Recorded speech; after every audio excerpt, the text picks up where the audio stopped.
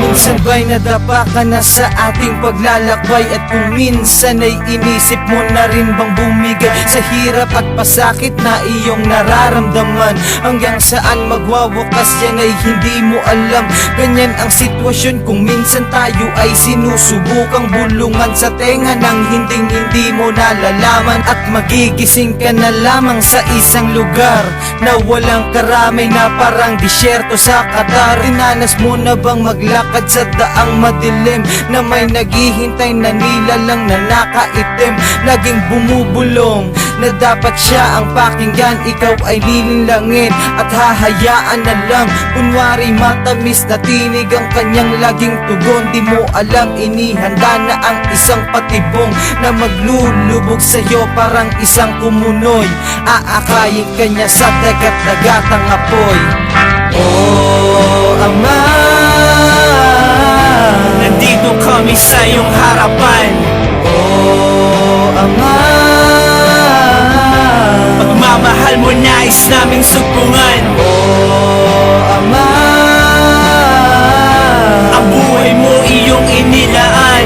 oh, Ama, Ikaw ang nagtubo sa sala ng sanlibutan. Sa umpisa akala mo ito na nga ang daan. Patatamasan niya sa'yo, puros na lang karangyaan. Patitikim sa'yo, babae, bisyo, sugal. Hanggang sa sandaling ang katawan mo ay mangatal. At ibibigay anuman ang iyong naisin. Konting usod pa't mahuhulog ka na sa bangin.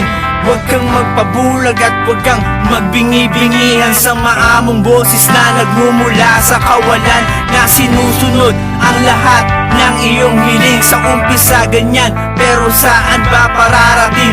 Dadaling ka ng anino sa buhay na miserable. Maghanda sa paglangoy mo sa kumukulo asupre. Kunwari sasagipin, kamay niya'y ipahahatak at iyong maririnig ang kanyang paghalakha. Kaibigan, di sinasara pintuan ng pagbabago. Tumingala ka lang, nandun siya nagmamasid sa'yo. oh, Ama, nandito kami sa iyong harapan. oh, Ama, Pagmamahal mo nais naming sumbungan. oh, Ama, Ang buhay mo iyong inilaan. oh, Ama, Ikaw ang nagtubo sa sala ng sanlibutan.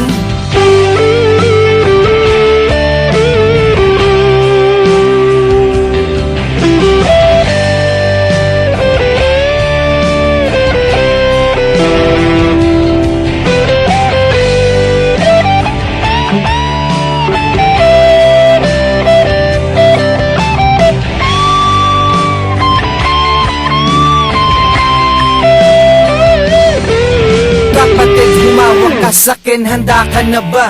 Lisanin ng dilim pagkat sa duloy may nakaambang isang liwanag na magsisilbing siyang ating tanglaw. Higpitan ang kapit at sabay-sabay isigaw ang ngalan ng isang pinunot dakilang lumikha. Lahat ng bagay dito sa mundo'y siya ang may gawa.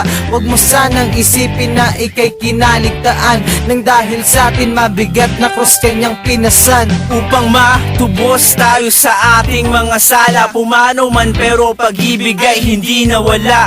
Siya ang pastol at tayo ang isinugang tupa na hindi niya tinakwil nang umalis ang isang naligaw na landas. Aakaling pabalik, nagkasalaman, kapatawaran ay di pagpapalit. Sabay-sabay nating tahakin ang daang papalapit sa kanyang kandungang kailan may hindi pinagkait.